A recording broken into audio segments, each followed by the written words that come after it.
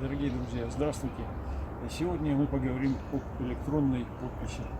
Электронная подпись, так же как и рукописная подпись, является подтверждением воли и изъявления ее владельца на совершение каких-либо действий, в том числе и юридически значимых. Использование электронной подписи позволяет дистанционно подписывать любые электронные документы. При этом не имеет никакого значения, что ваш контрагент находится в это время за несколько тысяч километров от вас. Именно в этом заключается польза электронной подписи. Согласно пункту 1 статьи 2 Федерального закона от 6 апреля 2011 года номер 63 ФЗ об электронной подписи, электронная подпись – это информация в электронной форме, которая присоединяется к другой информации в электронной форме, подписываемой информации, или иным способом связана с такой информацией, и которая используется для определения лица, подписавшего информацию. Существует три вида электронных подписей. Это простая электронная подпись, усиленная неквалифицированная электронная подпись и усиленная квалифицированная электронная подпись. Каждая из них отличается уровнем защиты и объемом использования. Самой надежной является усиленная квалифицированная электронная подпись. Простая электронная подпись обычно используется в корпоративном документообороте, онлайн-банкинге, при заказе товаров в интернете.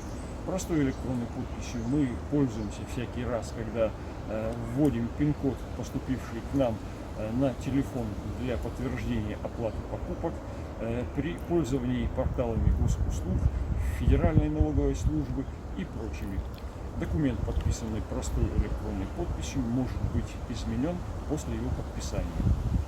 Следующее – это неквалифицированная электронная подпись. Обычно она используется для документов, направляемых в государственные органы, в случаях, когда законом допускается использование неквалифицированной электронной подписи, а также при электронном документообороте между организациями, при условии, что они предварительно заключили письменное соглашение об использовании неквалифицированной электронной подписи.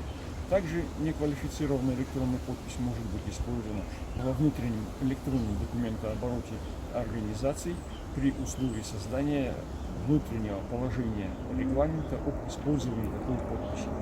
Квалифицированная электронная подпись может использоваться для подписания любого электронного документа и является цифровым аналогом рукописной подписи. Электронный документ, подписанный такой подписью, признается всеми государственными, судебными органами и всеми организациями без каких-либо ограничений. Усиленные квалифицированная и неквалифицированная электронные подписи создаются путем криптографического преобразования электронного документа с использованием специального сертифицированного оборудования. Электронный документ, подписанный такими подписями, защищен от последующего изменения. Но самый главный недостаток электронной подписи – это то, что ее может использовать любое лицо, получившее к ней доступ, без ведома владельца.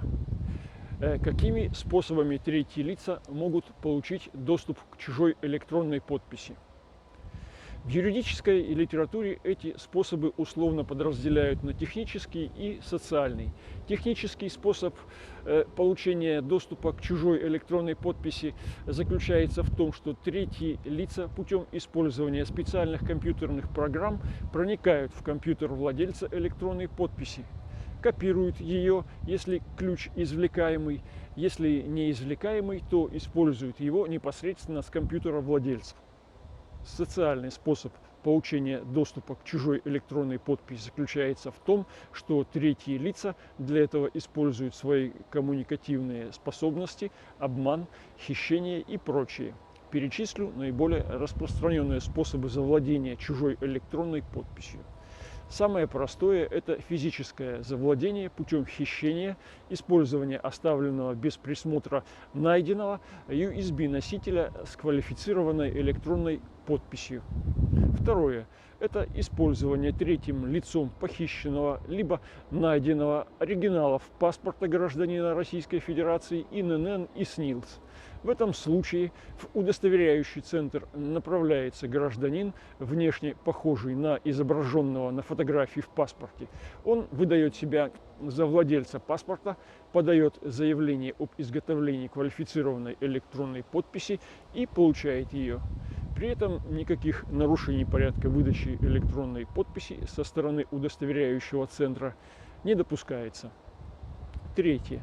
Соучастие в завладении чужой электронной подписью сотрудников удостоверяющего центра, которые, не проводя идентификации заявителя по представленным третьими лицами сведениям о личности постороннего человека либо об организации, выдают этим третьим лицам чужие квалифицированные электронные подписи.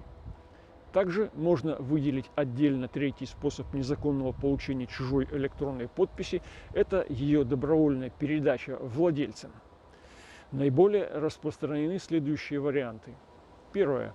Директор организации, доверяя своему сотруднику, передает ему электронную подпись организации либо свою. В большинстве случаев такими сотрудниками является главный бухгалтер или бухгалтер. Для подписания от имени директора финансовых и других документов сотрудник использует чужую электронную подпись вопреки интересам организации. Второе. Иногда граждане за вознаграждение лично изготавливают на свое имя квалифицированные электронные подписи и добровольно, порой не осознавая последствий, передают их третьим лицам для использования. Теперь расскажу, для совершения каких действий используются чужие электронные подписи. Первое. Совершение от имени владельца электронной подписи отчуждения принадлежащей ему недвижимости.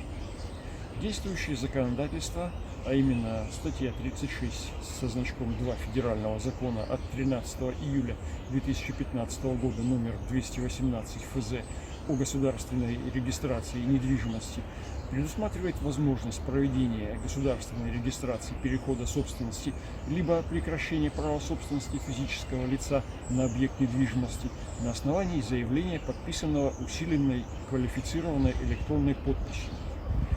Частью 3 статьи 36 со значком 2 указанного закона предусмотрено личное обращение собственника в орган регистрации прав с заявлением о возможности регистрации на основании документов, подписанных усиленной квалифицированной подписью, что является одним из способов защиты собственников от бесконтрольного использования принадлежащей ему электронной подписи. Однако этой же нормой допускается также и направление указанного заявления по почте с нотариальным заверением подписи заявителя. Таким образом, если в действиях третьих лиц, использующих чужую электронную подпись, принимает участие подконтрольный им нотариус, обойти это законоположение не составляет труда.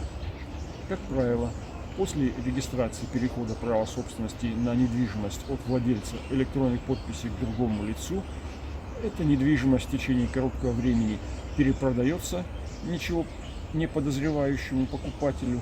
Реально собственник, узнав об утрате своей собственности, через суд начинает добиваться признания договора отчуждения им своей собственности и всех последующих сделок недействительными.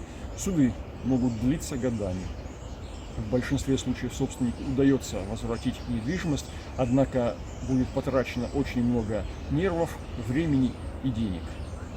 Следующее – это регистрация на имя владельца электронной подписи юридических лиц. Она совершается в основном в целях обналичивания денежных средств, которые выводятся со счетов работающих фирм или других организаций. Заключение договоров на оказание услуг с другими организациями, получение от них товара на реализацию, предоплаты либо займов и последующего неисполнения своих обязательств и невозврата полученного чужого имущества. Владелец электронной подписи в данных схемах выступает в качестве учредителя и номинального руководителя предприятия. Квалифицированная электронная подпись используется для подписания документов, которые направляются в регистрирующий орган для внесения сведений о новом предприятии в ЕГРЮ. В последующем этой квалифицированной электронной подписью подписываются все договоры и платежные документы. При этом владелец электронной подписи, как руководитель предприятия, несет всю установленную законом ответственность за деятельность предприятия. Третий способ использования чужой электронной подписи – это смена руководителей в организациях и осуществление финансовых операций с активами захваченной компании. Согласно действующему законодательству, для внесения в ЕГРЮЛ сведений о смене директора организации подается заявление по форме номер Р13014, которое в соответствии с абзацем 5 пункта 1.2 статьи 9 Федерального закона от 8.08.2001 года номер 129 ФЗ о государственной регистрации юридических лиц и индивидуальных предпринимателей может быть направлено в регистрирующий орган в форме электронного документа, подписанного усиленной квалифицированной электронной подписью вновь назначенного директора. Получив в регистрирующем органе лист записи ЕГРЮЛ с информацией о новом руководителе, оформляется квалифицированная электронная подпись юридического лица, от имени которого действует уже новый директор. При этом используется сфальсифицированный протокол общего собрания участников юридического лица, якобы принявшего решение о смене директора. Хотя после 25 декабря 2019 года такие протоколы должны быть нотариально удостоверены, на практике имеются случаи фальсификации этих документов, в том числе с участием подконтрольных нотариусов. Затем заинтересованные третьи лица направляют информацию о смене руководителя в банк, где обслуживается предприятие, представляют те же протокол общего собрания участников, выписку из ЕГРЮЛ, копию паспорта нового руководителя и карточку с образцами подписи нового руководителя. Пункт 7.9 инструкции Банка России от 30 мая 2014 года номер 153И допускает предоставление банку карточек с образцами подписей, заверенных нотариально, после чего третьи лица, владеющие усиленной квалифицированной электронной подписью руководителя организации, выводят денежные средства на счета подконтрольных фирм, где они обналичиваются или иным способом распоряжаются имуществом захваченной организации. Четвертый способ. Для получения кредитов в банках либо микрофинансовых организациях в режиме онлайн, как правило, используется простая электронная подпись. И в абсолютном большинстве случаев ее вводит в виде ответного пин-кода на СМС-сообщение банка сам владелец этой подписи, будучи введен в заблуждение третьим лицом.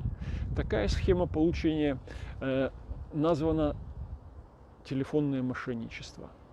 Кроме того, третьими лицами, завладевшими чужой квалифицированной электронной подписью, подписываются кредитные договоры от имени владельца подписи, используя чужие паспортные данные, ИНН, СНИЛС. Третьи лица создают в онлайн-сервисах банков личные кабинеты на имя ничего не подозревающих физических лиц, привязывают их к своим номерам телефонов через банк, создают электронную подпись владельца использованных документов и с ее помощью через онлайн-банк получают кредиты, обязательства по которым документально ложатся на граждан, чьими личными данными воспользовались. Следующий случай использования – это когда сотрудники организации используют электронную подпись этой организации для распоряжения денежными средствами этой организации. Некоторые руководители передают квалифицированные электронные подписи юридического лица либо свои личные главному бухгалтеру или иному сотруднику для подписания отчетности или других документов. Имеются многочисленные случаи, когда эти сотрудники, используя электронную подпись организации, оформляют договоры займа от имени организации либо от имени директора, а полученные деньги переводят на подконтрольные счета, заключают несуществующие договоры и оплачивают их деньгами организации. После переводят денежные средства организации на подконтрольные счета, где они обналичиваются, либо иным способом выводят средства организации. Установить такого сотрудника не составляет сложности, однако денежные средства организации к этому времени, как правило, уже обналичены, и вернуть их бывает проблематично. К тому же доказать третьим лицам, что подпись от имени директора проставил не сам директор, практически невозможно. Если в результате незаконного использования электронной подписи организации или руководителя был причинен ущерб другому юридическому лицу, например, в случае с заключением договора займа, пострадавшая организация вправе предъявить иск о признании такого договора недействительным и взыскании денежных средств с процентами и неустойки. Как квалифицируется действия с чужой электронной подписью, действующим Уголовным кодексом Российской Федерации? Первое. Действия лиц, использовавших чужую электронную подпись для получения прав на чужую недвижимость, могут быть квалифицированы по части 4 статьи 159 УК РФ как мошенничество, то есть хищение чужого имущества или приобретение права на чужое имущество путем обмана в особо крупном размере или повлекшее лишение права гражданина на жилое помещение. Максимальное наказание за это деяние – лишение свободы на срок до 10 лет. Второе. Это регистрация на имя владельца электронной подписи юридических лиц и последующее обналичивание денежных средств. Заключение договоров на оказание услуг с другими организациями, получение от них товара на реализацию, либо предоплаты последующего неисполнения своих обязательств и невозврата полученного чужого имущества могут быть квалифицированы по части 1 статьи 170 со значком 1 УК РФ как представление в орган, осуществляющий государственную регистрацию юридических лиц и индивидуальных предпринимателей, документов, содержащих заведомо ложные сведения в целях внесения в единый государственный реестр юридических лиц недостоверных сведений об учредителях, участниках юридического лица. По этой норме предусмотрено максимальное наказание до 2 лет лишения свободы.